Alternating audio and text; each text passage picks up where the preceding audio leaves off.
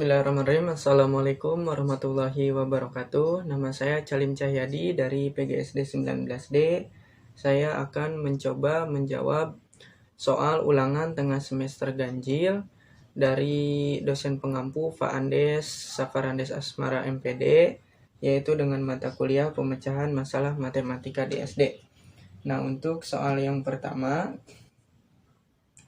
salah satu faktor yang mempengaruhi kemampuan siswa dalam memecahkan masalah adalah metode belajar yang diterapkan guru dalam kelas yang menekankan pada penggunaan masalah di kelas dapat meningkatkan kemampuan siswa-siswa dalam menyelesaikan masalah. Salah satunya adalah metode pembelajaran kontekstual dengan masalah. Yang A, jelaskan metode pembelajaran kontekstual dengan masalah dan berikan contohnya dalam pembelajaran di SD. Jawaban saya, konsep pembelajaran yang menekankan keterlibatan seluruh peserta didik untuk memahami isi materi yang diberikan guru dengan mengaitkan materi pembelajaran ke dalam konteks kehidupan nyata yang dialami peserta didik agar peserta didik dapat mudah memahami isi materi yang diberikan guru.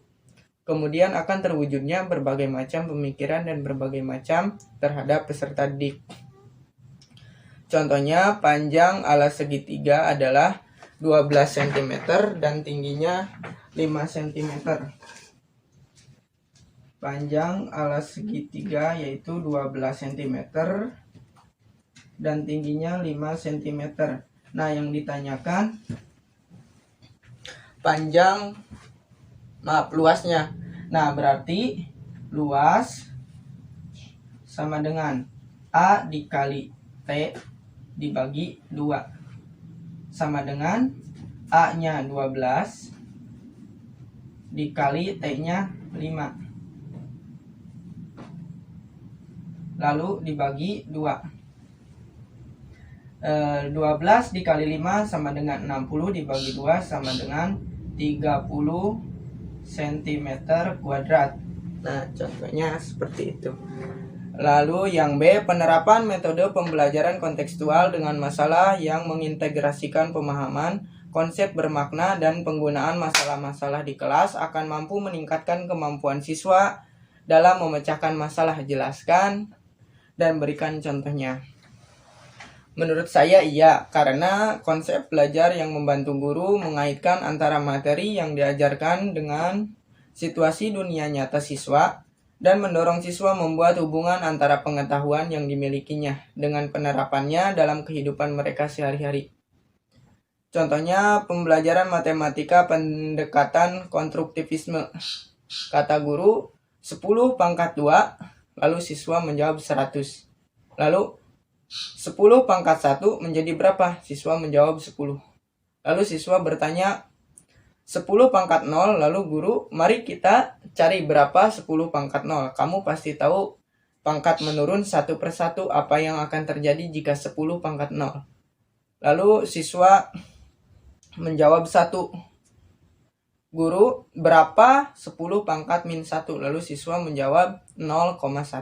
Dari dialog di atas dapat disimpulkan bahwa menggunakan pendekatan konstruktivisme, guru mengajak siswa untuk mengemukakan pendapat, mencari jawaban yang diajukan oleh guru sehingga siswa diharapkan mendapatkan pemahaman.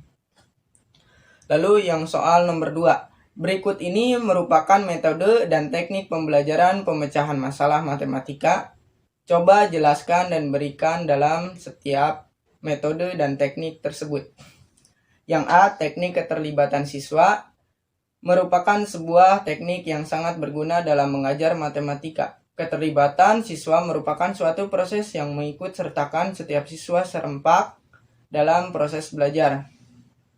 Teknik keterlibatan siswa dibagi menjadi 3 bentuk. Yang pertama, keterlibatan secara lisan. Contohnya, kegiatan menghitung disajikan dengan menyanyi. Contohnya seperti 1 ditambah 1 sama dengan 2. Contohnya seperti itu. Lalu teknik secara fisik, keterlibatan secara fisik. Contohnya, siswa diminta menggunakan jari tangan untuk menghitung berapa jumlah banyak gurunya di sekolah. Lalu yang ketiga, teknik teknik secara tertulis atau simbolik. Contohnya guru menulis soal dan siswa diminta menulis jawabannya baik di buku maupun di papan tulis. Nah, yang kedua, yang B, teknik analogi. Suatu teknik mengajar yang berusaha menciptakan suatu cerita untuk mengilustrasikan suatu konsep. Contohnya, jika ingin mengetahui jumlah 6 tambah 3. Budi mempunyai 6 buku. Lalu ayah Budi membeli buku baru sebanyak 6 buku. Kemudian ayah Budi memberikannya buku itu semua kepada Budi. Jadi berapa buku Budi semuanya? Nah, contohnya kurang lebihnya seperti itu. Lalu yang ke C, teknik penggunaan model. Nah, di sini menggunakan pada perkalian dengan garis bilangan. Model yang digunakan biasanya berupa gambar atau benda yang digunakan untuk memperagakan referensi dari konsep yang akan dikembangkan. Jika pada perkalian dengan garis bilangan, aturannya A kali B. A dikali B 1. Jika B positif, maka arah ke kanan. Arah ke kanan. 2. Jika B negatif, maka arah ke kiri. Lalu yang ketiga, jika A positif, maka jalan maju. Yang keempat, jika A negatif, maka jalan mundur. Nah, lalu contohnya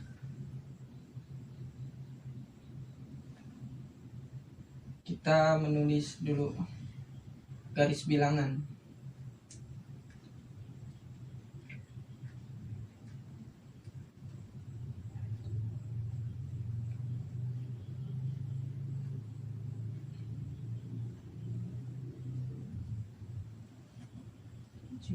Enam, 5, 4, 3, 2, 1, 0, min 1, min 2, min 3, min 4, min 5, min 6, min 7. Nah, kita hapus dulu untuk menulis soalnya di sini.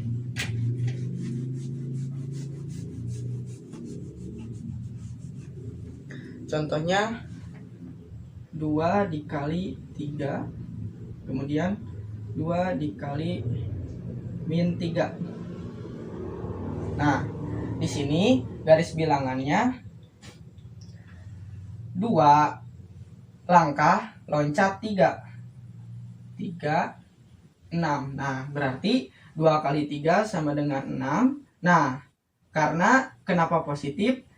Jika B positif, maka arah ke kanan. Nah, selanjutnya ini. Jika B negatif, maka jalan maju. Nah, berarti ke sini. Berarti 3, kemudian min 6. Nah, kurang lebih seperti itu. Lanjut ke yang ke D, teknik permainan. Sudah termuat sifat-sifat cara berpikir matematika, sehingga secara langsung atau tidak langsung kita telah menanamkan dasar matematika dan memperluas matematika. Contohnya, angka sempurna dari 25 sama dengan 5 dikali 3 ditambah titik-titik dikurangi 5. Nah, jadi siswa di sini diminta untuk mengisi dari yang kekosongan ini. Berarti 5 kali 3 sama dengan 15 ditambah ini kekosongannya 15 juga dikurangi 5. Berarti 15 ditambah 10 sama dengan 25. Nah, hasilnya sama, berarti mencari kekosongannya. Terus yang teknik simulasi, sembarang alat atau aktivitas yang menggunakan aspek terpilih tentang situasi kehidupan nyata. Nah, untuk yang nomor 3, berilah contoh membuat rencana penyelesaian masalah yang dilakukan siswa di SD. Nah, di sini saya sudah mempunyai contoh. Kita hapus dulu.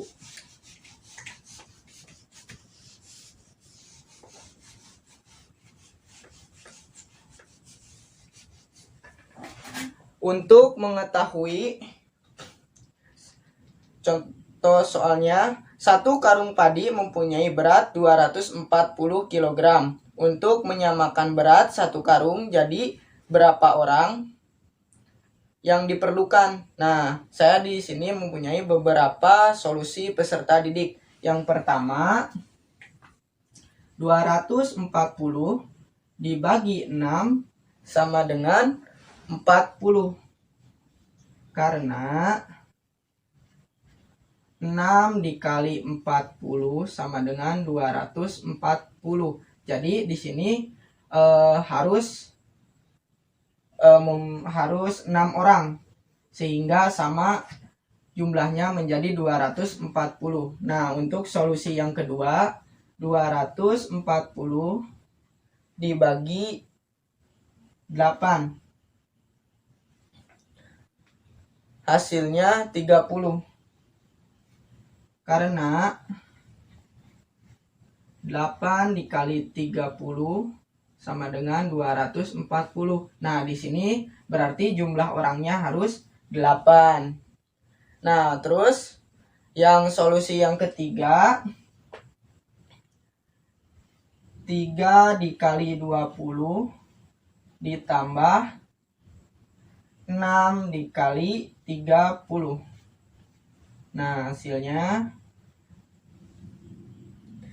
berarti 60 ditambah 180.